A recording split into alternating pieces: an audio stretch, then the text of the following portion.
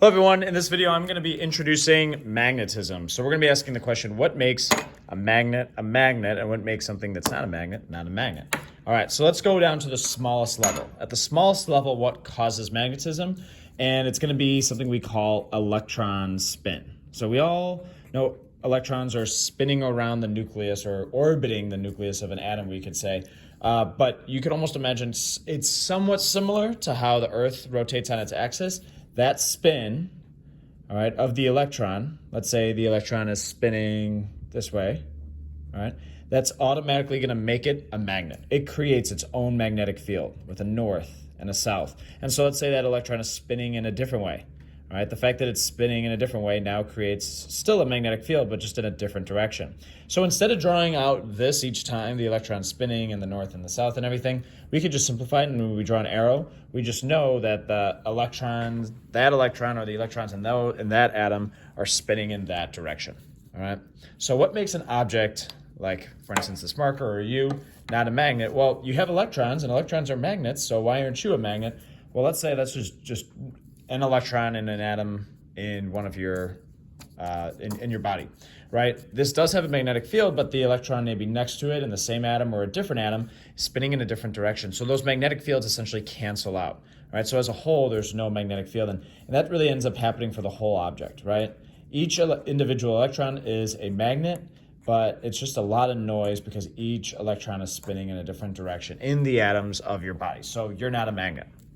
Now, what about a material like, for instance, a paper clip, right? We bring these together, nothing really exciting is happening, right? Not attracted to each other at all. But once I bring over my magnet, they do attract. And not only that, but this paper clip will now actually attract this paper clip. So what's going on there?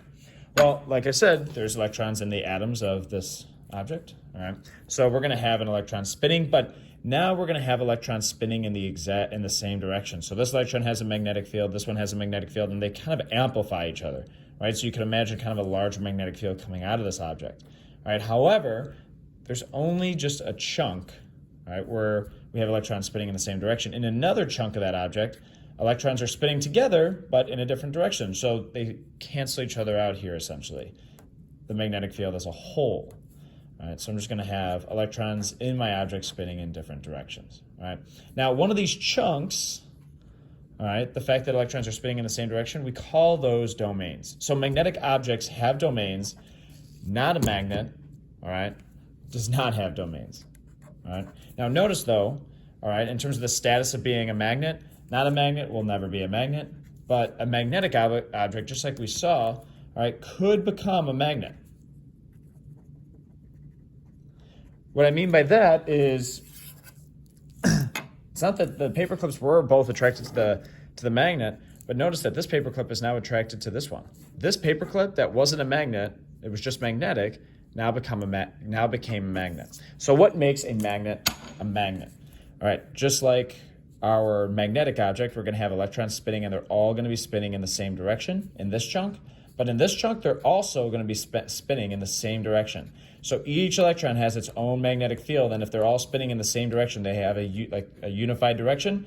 That magnetic field is essentially going to amplify, and the whole object itself is going to have a magnetic field. So are there domains? Yes. All right, and all those domains are aligned. All right, so status of being a magnet, essentially a magnet, we'll say, is always going to be a magnet. All right, so what are just examples of non-magnetic, magnetic, and objects that are magnets? So most things are not magnets, like you, paper, your dog, right? But some other things that I want to put on the list is I think there's a misconception like, oh, a paper clip's metal, so all metals must be magnets. That's not the case. So copper, like copper wire, silver, aluminum, I mean, there's a ton of metals that are not magnets. All right, so what are examples of magnets? Well, it's really just certain elements like iron, cobalt, nickel. If things are made out of these things, or steel, just kind of a combination of things, all right, then the properties of these atoms, all right, make them magnetic, where they have these domains, all right? So objects that we'll sometimes use in class are going to be like paper clips, like an iron nail, all right? They're not magnets, but they could become one. They're magnetic. All right. And in terms of our examples of magnets are really just, a magnet. All right.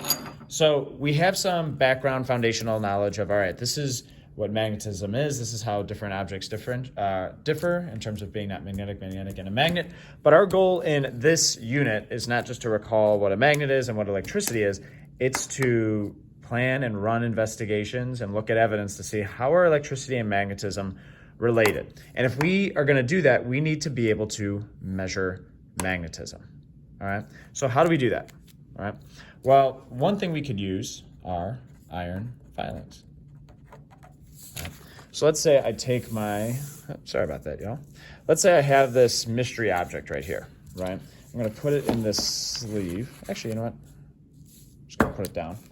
And I have these iron filings right here. So these are made out of iron, so they should be magnetic.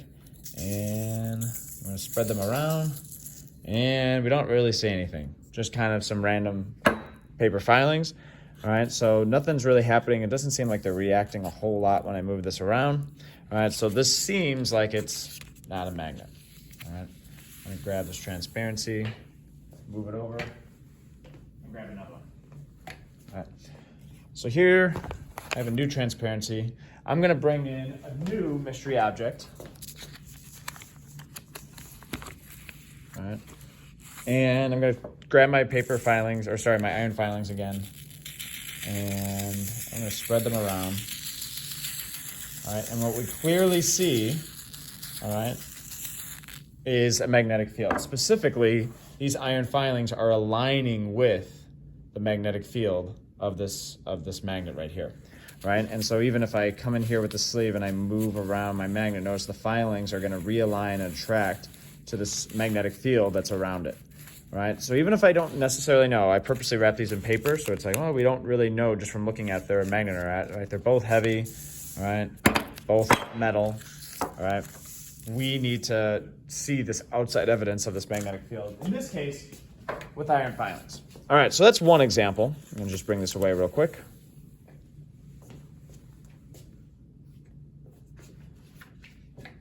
All right. Another thing we can do to measure magnetism is use a compass. So you could almost think of a compass as a larger iron filing in a way.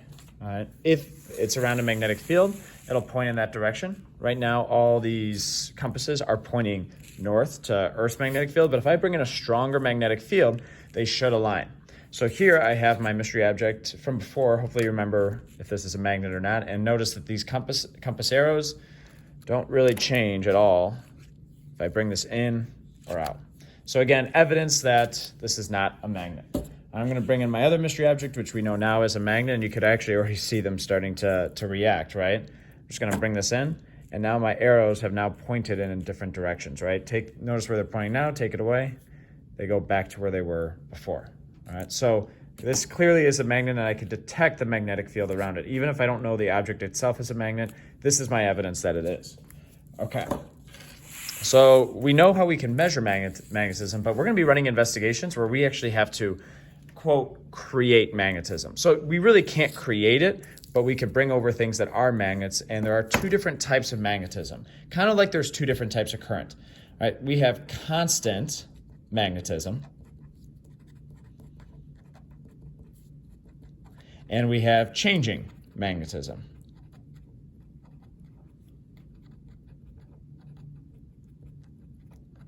And what these things are, it's fairly simple. Like, so how do you create constant magnetism? All right, this is how you do it. Just put a magnet down and don't do anything. There's already a magnetic field going around it. We can see with the compasses. This is constant magnetism because our magnet is just constant. It's at rest. All right, so constant magnetism, keep a magnet at rest. What about changing magnetism? All right. Well, if constant magnetism is when the magnet's at rest, what we just do is we just move the magnet around. All right. Now, notice what the compasses are doing as I move around the magnet. Right. They're also continuing to realign with the magnetic field. Again, you could almost imagine like lines coming around this magnet, like my iron filing lines, right? That's the magnetic field. And if I'm moving this around, that field around it is also changing around my compasses too. And so my compasses are reacting accordingly. All right, so it's pretty simple. How do you create constant magnetism? Just leave it at rest. How do you create changing magnetism? Move the magnet around.